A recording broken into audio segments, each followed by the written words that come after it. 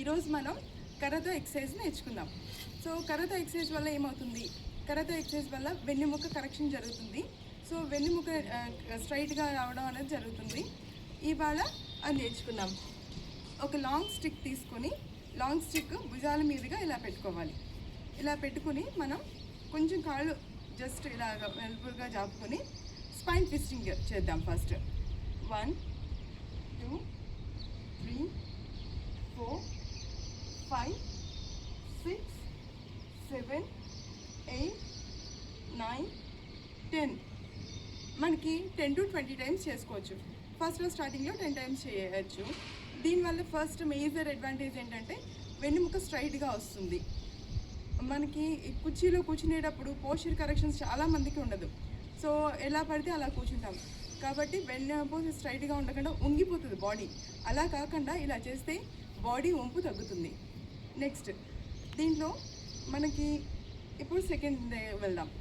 ఈ సైడ్ కొవ్వు కరగడానికి మనకి బాగా యూజ్ అయ్యే ఎక్సర్సైజ్ ఏంటంటే, మళ్ళీ మన కర్ర తీసుకొని కొంచెం కాళ్ళు వెడల్పుగా చేసుకొని ఇనఫ్ డిస్టెన్స్లో పెట్టుకుని ఇలాగా 3 4 5 6 7 8 9 10 ఇలా 10 టైమ్స్ చేసుకోవచ్చు. 10 to 20 టైమ్స్ ఎవరి వీలు బట్టి వాళ్ళు చేసుకోవచ్చు. సో ఇది ఉండడం కర్ర సాయం ఉండడం వల్ల ఏం జరుగుతుంది, మనకి ఈ స్ట్రైట్గా పెట్టడం అన్నది మనకి అలవాటు అవుతుంది. కాబట్టి ఇది చేస్తే బాగుంటుంది.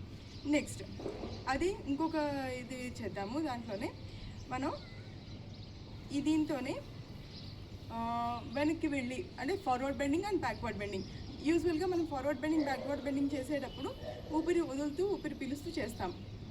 సో ఇప్పుడు కర్ర సాయంతో ఫార్వర్డ్ బెండింగ్ బ్యాక్వర్డ్ బెండింగ్ చేద్దాం.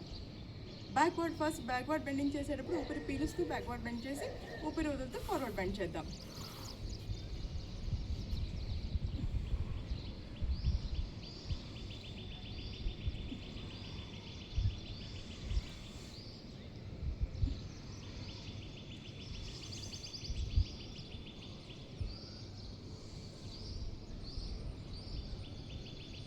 ఇలాగా 5 to 10 టైమ్స్ చేయొచ్చు.